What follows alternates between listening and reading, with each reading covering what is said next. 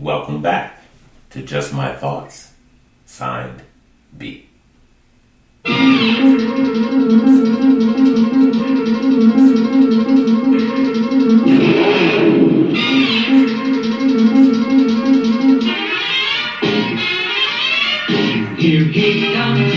comes Speed Racer, he's a demon on wheels. He's a demon and he's gonna be chasing after someone. He's gaining on you, so you better look alive. He's busy revving up the powerful Mach 5. And when the odds are against him and they're dangerous work, he makes your life Speed Racer, see it through. Go Speed Racer, go Speed Racer, go Speed Racer, go! He's over flying as he guns a car around the track. He's jamming down the pedal like he's never coming back. Adventure's waiting just ahead. Go Speed Racer, go Speed Racer, go Speed Racer, go!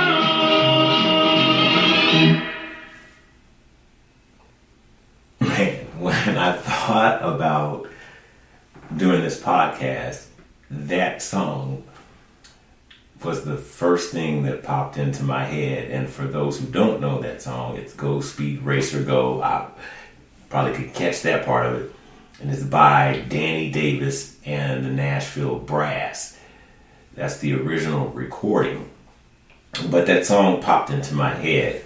That was from one of the cartoons back when I was growing up. Actually, Mach Go Go Go was first created and designed by anime pioneer, hopefully I get the name right, Tatsu Yoshida.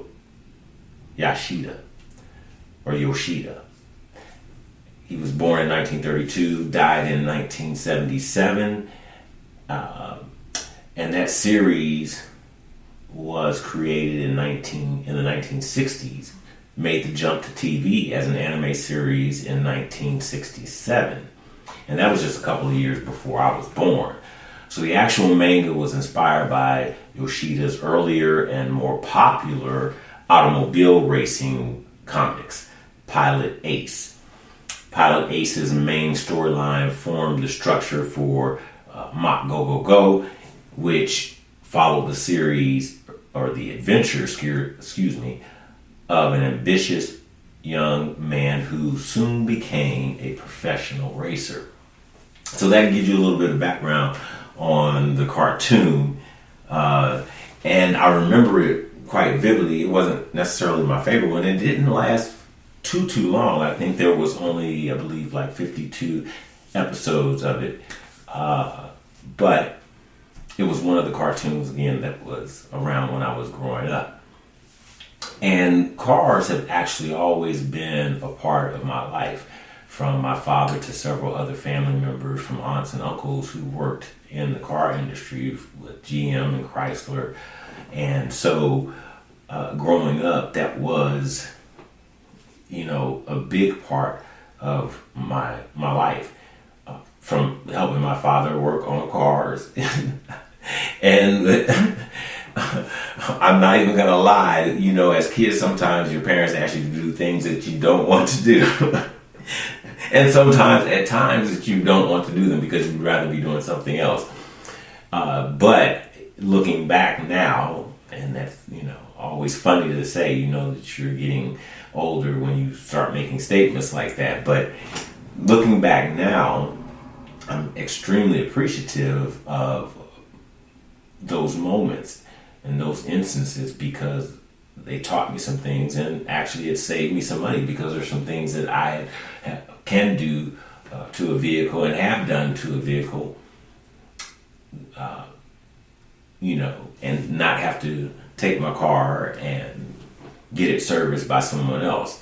Now, the more electronic that stuff gets, so I don't do that anymore, but I have had opportunities in the course of my life to be able to do that. So to be able to do that and have that skill, and to be able to learn that from, my father was very invaluable on many levels. I can't even tell you how much money I saved by knowing how to do certain things myself, with cars. So because, like I said, I've always loved going to car shows.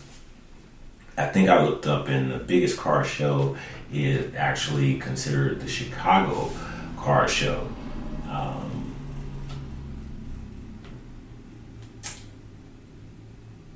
Let's see. Give me just a moment. And if I don't remember necessarily where it is, there we go. Chicago Auto Show.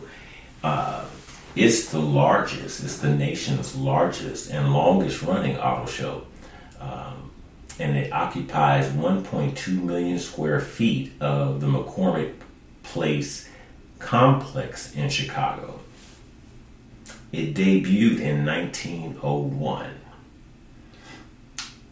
So that's a long time. But you see the new concept cars. You see cars that you loved over the years, and blase. So anybody that's been to a car show knows that they're pretty amazing, and what they do to kind of keep you entertained, whatever. Besides just seeing, cars that you want to see. So I love going to those, and I'm glad they're going to start bringing them back now that COVID, where we're getting to a point where things of this nature, events of this nature are coming back, and that people can go to without an extreme fear of catching COVID.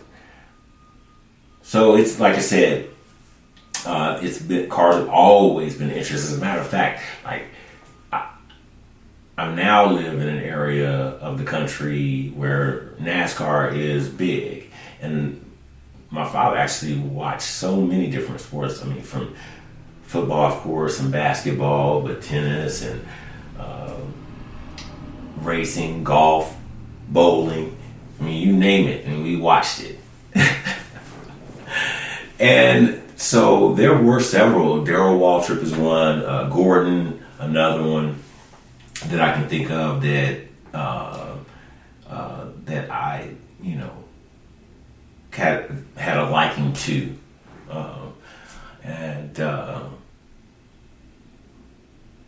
so yeah, I can remember watching a lot of racing growing up as well.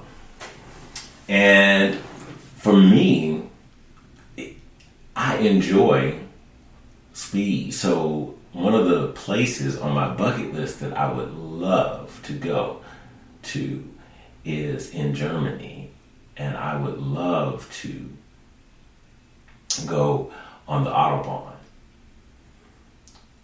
Why? I don't know if some people obviously know, but for those who don't know, the Autobahn is a federal controlled access highway system in Germany.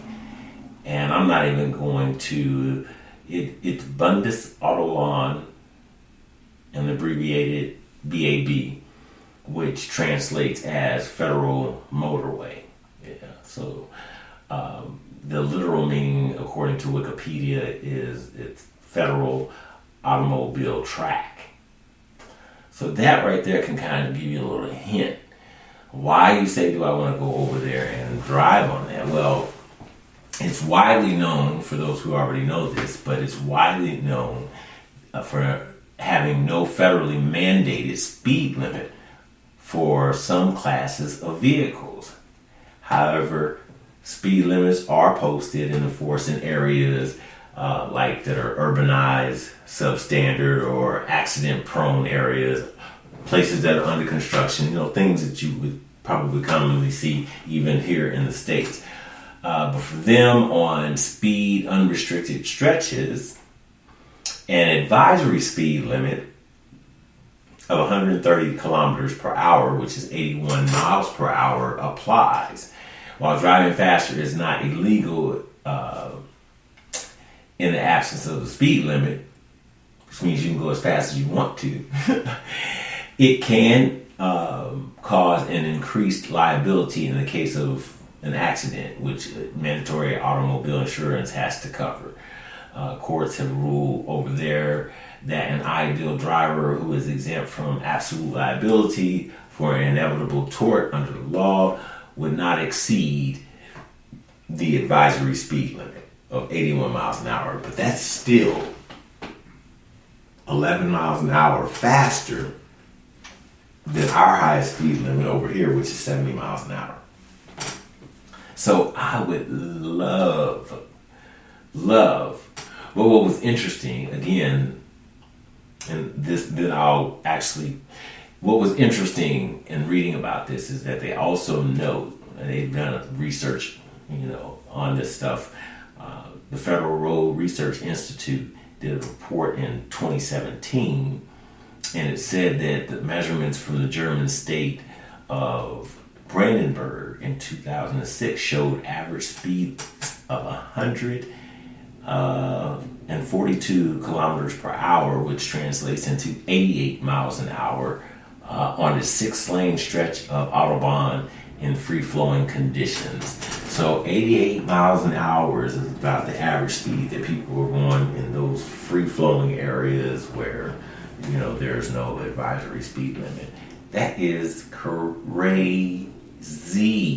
That is crazy. But what I also learned in my little research and looking at this was that that's not the only Autobahn in the world. There's also another one, so I'm going to have to add this one to my bucket list. But there's also one in Austria. Now, there's a slightly different. There is officially, again, I'm not even going to try that name. You can go to Wikipedia and look it up and get the pronunciation because I would butcher the heck out of that word. But anyway, it's under the authority of their federal government. And it's not to be confused with with the former highways maintained by the Austrian states since 2002. I guess there's a need for that distinction. I don't think I would really care. I just wanted to know pretty much about the rest of it in the sense of this system. Fast, basically how fast you can go, right? So for them, it's slightly different.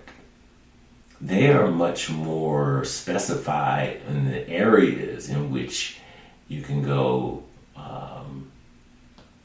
on these binges, so to speak, of speed, the need for speed, right? And so different segments are branched off, and they actually have some speed limits.